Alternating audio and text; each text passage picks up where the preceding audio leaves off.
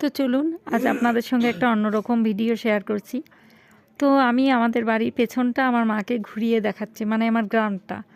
তো এই যে যেতে যেতে এত সুন্দর ফুল দেখতে পেলাম একটা বাড়ির সামনে। তো আমাদের ডেকে দেখালো কী কী ফুল লাগিয়েছে। তো দেখে এবারে আমরা রওনা দিয়ে দিলাম আমার বাড়ির পেছনটাতে। আমার বাড়ির পেছনের পরিবেশটাতে এত সুন্দর, এতটা সিনারির মতো, কেউ এখানে না এলে বুঝতে পারবে না। চারিদিকে শুধু ক্ষেত আর ক্ষেত, এখানে নানান রকম ফসল লাগানো, আর এত সুন্দর একটা দিঘি রয়েছে, মন্দির রয়েছে। বন্ধুরা চলে এলাম আমি আর মা।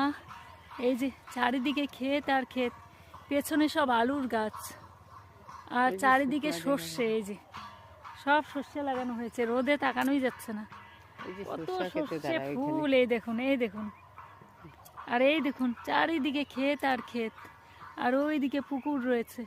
এই দেখুন কত সুন্দর জায়গাটা। তো মাকে নিয়ে চলে এসেছি একটু ঘুরতে, কত ভালো লাগছে, তাকাতে পাচ্ছি না, রোদ্রু। এই যে দেখুন কি রোদ, এই দেখুন প্রচন্ড রোদ। এই দেখুন মা দাঁড়িয়ে পড়েছে এখানে ফটো তোলার জন্য। কি ভালো লাগছে না চারিদিকটা, একপাশে আলু ক্ষেত আর এই পাশে সর্ষে ক্ষেত। দেখুন একদম গ্রাম্য দৃশ্য। এই যে দেখুন এখানে ঘুঁটে দিয়েছে, এই দেখুন কিভাবে ঘুঁটে শুকোতে দিয়েছে, কত ভালো লাগছে না চারিদিকটা। দেখুন এই যে মা, এই দেখুন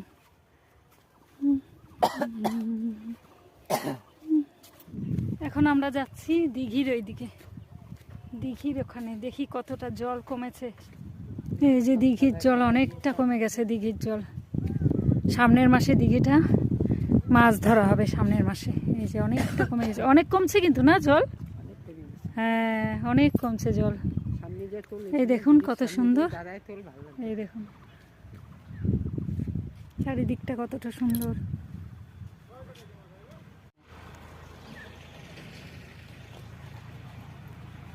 এই যাবা মন্দিরের ওখানে, ওইদিকেও সর্ষা ক্ষেত অনেক, ওই পাশটা আরেকবার তুলছিলাম তো এখান থেকে। হ্যাঁ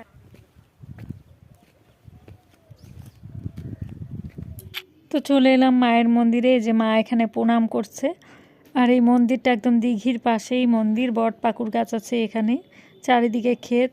আর এখানে যে বাৎসরিক পুজো হয় দীপান্বিতা কালী পূজার দিন, তো এই মায়ের মূর্তিটা নতুন, মানে এই বছর এনেছে, আবার প্রতি বছর পাল্টানো হয় মায়ের মূর্তি। তো এই যে এখানে সব ছাগলগুলো দেখুন কেমন করছে। তো আজকের এই ছোট্ট ভিডিওটা কেমন লাগলো অবশ্যই কমেন্ট করে দেখাবেন। দেখা